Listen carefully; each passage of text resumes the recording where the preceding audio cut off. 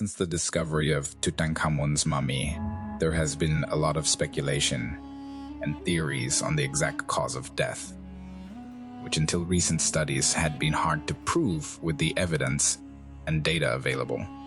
While it was a widely debated topic for many Egyptologists, it had also spread to the general public as popular culture has come up with many conspiracy theories that played out in movies, TV shows, and fictional books.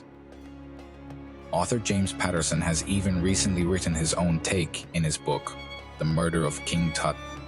There are many educated and respected Egyptologists, as well as trained professionals in other fields who have devoted a lot of time researching Tutankhamun, and who have varying beliefs to his cause of death.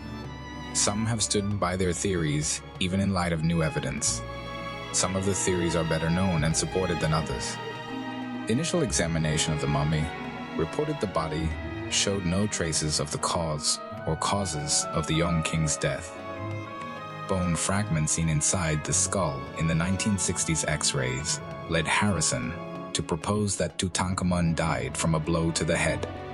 This has led to endless speculation as to whether or not the king was brutally attacked or murdered, with Tutankhamun's Vizier A considered the most likely culprit as he stood to gain the most from the young king's early death and ultimately succeeded him as pharaoh.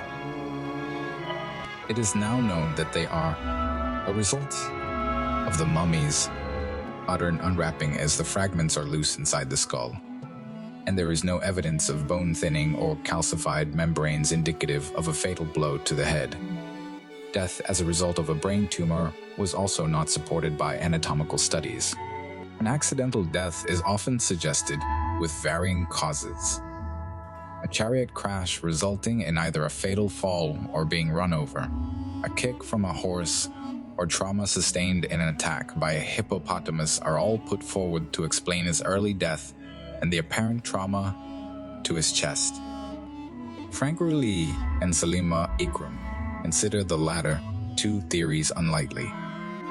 They suggest that as the king was apparently an experienced charioteer, 6 were found in his tomb, he would be unlikely to stand in range of a horse kick.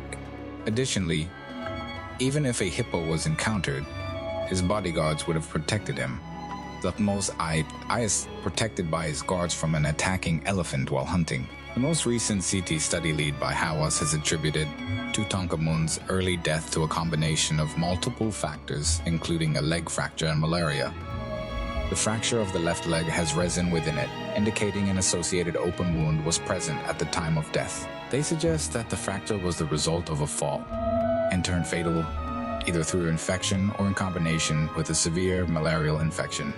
However, Christian Timen and Christian Meyer have argued that sickle cell anemia benefits the pathologies exhibited by the king.